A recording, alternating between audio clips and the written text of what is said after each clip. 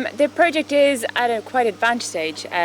We just this week crossed a big milestone, which is that we back energized GT53, which is one of the gas turbines, and we got it spinning up to purge speed, which is 1,500 RPM.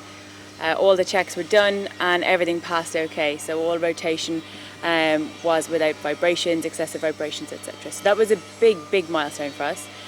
We should be testing the other two by the end of May.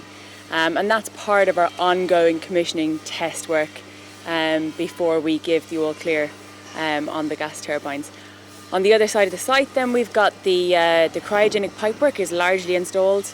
We have boil-off gas compressors sitting on the ground now, and we also have the vaporizers, which are actually used to warm the LNG up into gas. So they're both installed. So there's been a huge amount of progress here